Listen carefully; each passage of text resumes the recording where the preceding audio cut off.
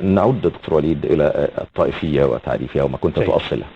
أولا يعني أحمد الله تعالى أن يعني كان من فضله علي أن يداخل سماحة المفتي في الوقت الذي أدخل فيه. نعم. وأظن أن بعد هذا البيان الشافي من سماحة مفتي عام المملكة العربية السعودية بكل شفقة ورحمة لسائر المسلمين، انظر إلى أسلوب منهج السلف. نعم. لم يجرح، لم يثرب، حتى المعتدي والمخطئ يدعو له بالهداية ويدعوه إلى التوبة، ولم يلمزه بأي كلمة. اتخذ المنهج السلف الواضح الذي يقول عنه صلى الله عليه وسلم: ما كان المؤمن سبابا ولا شتاب.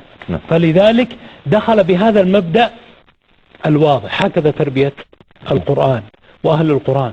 تسمع أن الرجل حفظه الله ورعاه سماحة المفتي يقرأ عليك القرآن كأنما يهده هذا من فضل الله تعالى عليه.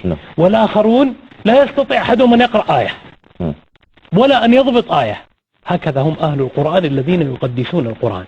أنا أتمنى أن يكون هناك تحليل لكلمة سماحة المفتي في برامج صفا في أوقات أخرى. والله المستعان. نرجع إلى الطائفية. إذا عرفنا الطائفية بمثل هذا الأمر. ننظر الآن لما تكون قناة صفا الآن تأتي بمثل هذا المشروع الجميل وتقوم بالواجب الشرعي الذي ذكره سماحة الشيخ لما سألته أن تقول: ما واجب المؤمنين؟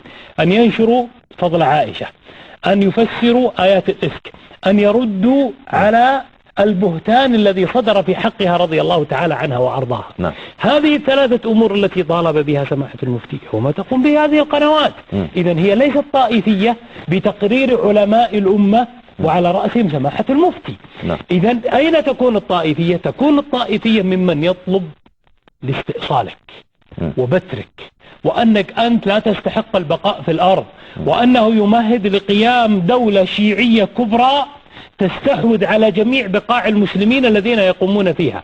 الطائفية هي التي من تكفر جميع المسلمين القائمين على مثل هذه الأرض، والله تعالى لا يمكن أن يخلي الأرض من قائم فيها وهم يريدون أن يخلونها من هذه الأرض. الطائفية التي يجب أن نحذر منها هي التي تستخدم أسلوب إثارة الناس في قتل بعضهم البعض بغير حجة ولا برهان. انظر إلى تقرير أهل العلم حتى في كلام ياسر الحبيب لما ذكروا أن مثل هذا الكلام كفر وأن صاحبه يقتل تعزيرا أو حدا على الخلاف، لكن ما تجد أحد منهم أهدر دمه وقال: يا مسلمين اقتلوا هذا الرجل في أي مكان، لأن الدماء معظمة. وإنما هذا يرجع لمن؟ يرجع إلى حكم الحاكم وإلى قضاء القاضي، ولا يسمحون بأن والله ممكن محمد صابر ولا وليد ولا من يكون أنه ممكن أن يذهب ويعتدي على مثل هذا الأمر. يعني مناط التكفير قائم، لكن التنفيذ يرجع إلى ولي الأمر. يرجع إلى ولي الأمر في تنفيذ هذا الحكم حتى لا تكون فتنة. والنبي صلى الله عليه وسلم عاش بين ظهراني عبد الله بن أبي. وعبد الله بن أبي هو الذي أجج الإفك، ويعلم النبي صلى الله عليه وسلم وقال: من يعذرني من رجل يقول في أهلي وما علمت في أهلي إلا خيرا. ومع ذلك وقال: تعلم سعد بن معاذ ماذا قال، وسعد بن عبادة ماذا قال، وحصل ما حصل. ومع هذا لم يتجرأ أحد على ضرب عنق عبد الله بن أبي، لأن النبي صلى الله عليه وسلم لم يأذن بعد بقتل عبد الله بن أبي، لأن الفتنة أعظم الذي سوف تكون. الطائفية التي يحذر منها البعض ويقول: نحن نقبل الاحتشاد الطائفي. لا توجهوا لنا يا أخي، نحن وليس بأخي، لا توجهوا لنا. نحن لا ندعو إلى احتشاد طائفي، نحن نذب عن أنفسنا. هي رمت بدائها وانسلت. أيوة، نحن لا نذب. كيف يكون الاحتشاد الطائفي؟ إذا أردت أن تنفي الطائفية عن الموضوع نحن نقول هناك عدة أمور. أولا التوضيح والبيان الشافي الذي يقوله الناس في حق أصحاب النبي صلى الله عليه وسلم. وأعيد: نحن نحبهم لذواتهم، لكن حبنا لهم كما ذكر سماحة الشيخ في القليل لأنهم نقلة القرآن، لأنهم نقلة الدين لنا، هم نقلوا لنا سنة النبي صلى الله عليه وسلم. فلسان حالنا نتأدب بأدب القرآن لنا، والذين جاءوا من بعدهم يقولون ربنا اغفر لنا ولإخواننا الذين سبقونا بالإيمان ولا تجعل في قلوبنا غلا. نحن حينما يقول يعني لا تحبهم لكن لا تسبهم. نحن نمنعك أن تسبوا، لأن سبك لهم معناه طعن في عدالتهم. طعن في عدالتهم. أعطيك على وجه الطائفية. قلب في جميع مواقعنا السنية، جميع مواقعنا أهل السنة، ائتني بموقع يسب أحد من الصحابة أو كتاب يعني كتب فيه كلمة ضد الصحابة وآل البيت أو آل البيت. نحن نقول كسبنا علي ولم نخسر الصحابة. نحن كسبنا علي ولم نخسر الصحابة. نحن كسبنا مجموع الصحابة. وخلنا نسلم جدلا كما قال الله عز وجل قل لو كان للرحمن ولدا، يقول لو كان للرحمن ولد لكنت الآية التي في الزخرف. على فرض الجدلية لو كان لله ولدا لكان النبي صلى الله عليه وسلم أول العابدين. على فرض الجدلية نحن نقول على فرض الجدلية أن هناك خطأ، الله الذي سوف يحاسبه. لكن أن يأتي إنسان ينزل نفسه مقام الرب جل جلاله فيجعل هذا في النار وذاك في الجنة، يصبح خصيم الجنة والنار. إذن هو من؟ إذن هو الآن اعتدى على حق الله جل وعلا. نعم، اعتدى على حق الله جل وعلا، مش اختصاصا. لا، اعتدى على حق. إذن يجب أن نغضب، يجب أن نغضب. تعال أنا أعطيك ولله المثل الأعلى. تخيل لو الآن إنسان خلنا في قناة صفا وجيت أنا وليد رشودي وضيف عندكم، نعم، وتحبون وليد واستضفتوه جزاكم الله خير، ثم جيت الآن صدرت قرار أن الأستاذ محمد صابر بكرة ما يداوم بحكم أني أحب قناة صفا، وأن فلان لا يداوم، وأن فلان لا. إيش دخلك يا وليد؟ الميانة ما تسمح لك إلا أنك تقوم بمثل هذا، أو حبك للقناة أو دفاعك عن القناة. ما أنت لا تعلم من الذي يصلح ولا ما يصلح. حتى لو لا معاذ الله أي إنسان أنت ضيف يعني من منطلق الحب تتخذ كل هذه الإجراءات. فلذلك ولله المثل الأعلى، مقام الرب جل وعلا أعلى من هذا. كيف يسمح يا معاشر الناس، يا من جعل الله لكم عقولا تتصرفون فيها، كيف ترضون بأن بشرا يتحكمون بحكم الله جل وعلا ثم يقسم قسما عظيما أنها الآن معلقة برجليها تعذب في النار؟ أين العقول؟ أين الغيرة على الله؟ اترك من عائشة رضي الله تعالى عن عائشة غنية عنك وعن دفاعك، لكن الآن ألا تغار على ربك؟ ألا تغار على ربك؟ كيف تسمح لأحد أن يفتات على مقام الربوبية ويتجرأ ويقول أن الآن المخلوق الفلاني هو الآن يعذب في النار؟ هذا لا يعلمه إلا الله. يتأله على الله، هذا لا يعلمه إلا الله.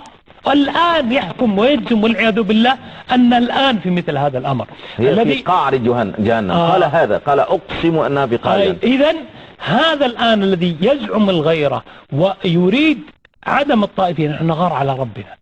غير لا، ليس المقام مقام فقط عائشة رضي الله تعالى عن عائشة. هناك رابط دكتور وليد، يعني لماذا نرى الشيعة يعني يسبون صحابة النبي صلى الله عليه وسلم ويسبون يعني زوجاته وخاصة عائشة رضي الله عنها وحفصة بنت عمر، ولم نجد في كتبهم ولا في تاريخهم ولا من علمائهم الأقدمين أو المحدثين من قال شيء عن اليهود أو عن النصارى أو عن الفرق الأخرى. جميل.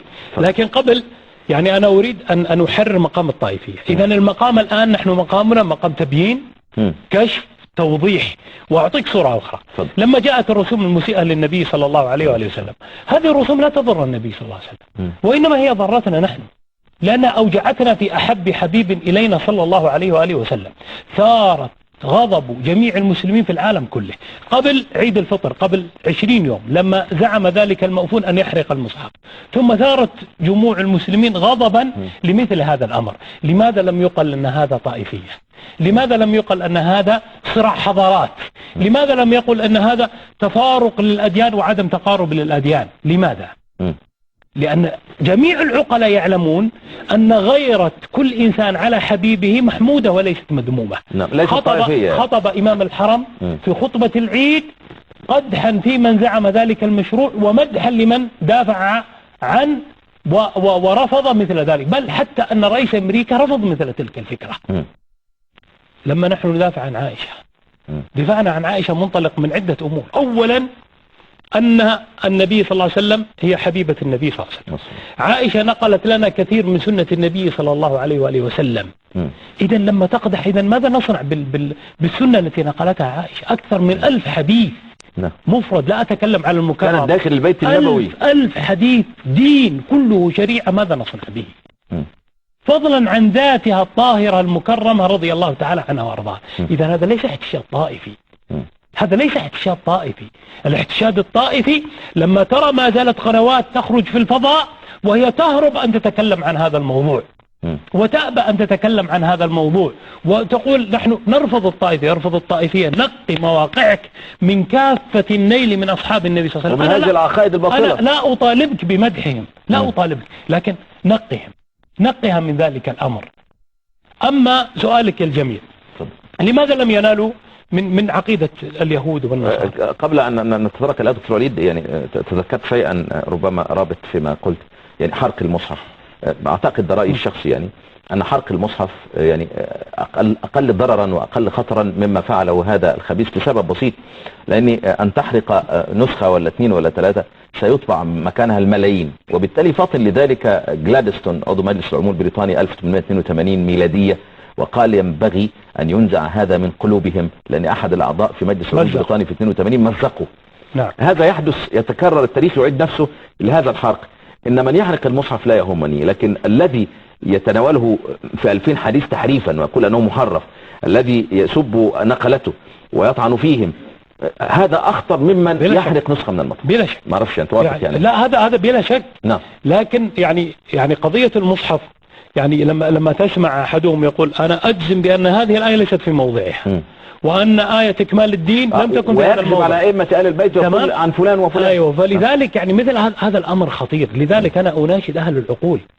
نعم. لذلك يعني يجب أن نبين شيء، أن التدين بالعاطفة يعمي العقل. وهذه الإشكالية. عندهم قاعدة يا دكتور، يقول لك حب علي حسنة لا تضر معها سيئة، وبغض علي سيئة لا تنفع معها حسنة. ماشي. نحن خلاص لدى النصارى نحن نقول بالنص أن حب علي إيمان وبغضه نفاق. نعم. نقرر هذا الأمر، وهذا دين. نعم. ونحن نحب عليا دينا ونحبه لذاته رضي الله تعالى عنه وارضاه. لكن أيضا نحن نعلم أن علي يأبى مثل هذه الأمور. علي ألم يحرق من قالوا أنه إله؟ نعم. حتى نهي عن ذلك رضي الله تعالى عنه وأرضاه. نعم. إذن العملية بماذا؟ أن التدين بالعاطفة تحجب العقل، ولذلك هم يمنعون من ذلك.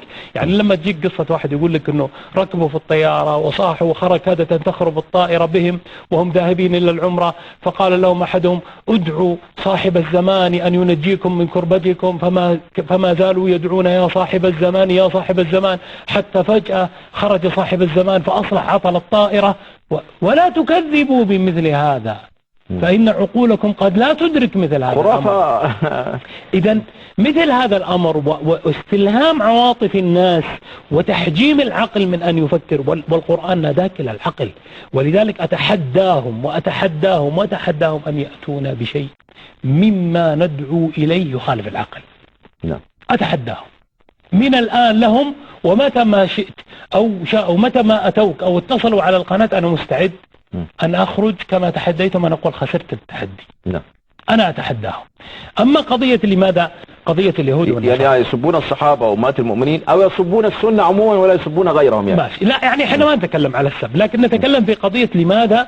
يعني تجد أن القرآن انتقد عقيدة النصارى وانتقد عقيدة اليهود لما قالوا عزير ابن الله، وقالت النصارى المسيح ابن الله، ذلك قولهم بأفواههم يضاهئون قول الذين كفروا قاتلهم الله أن يؤفكون.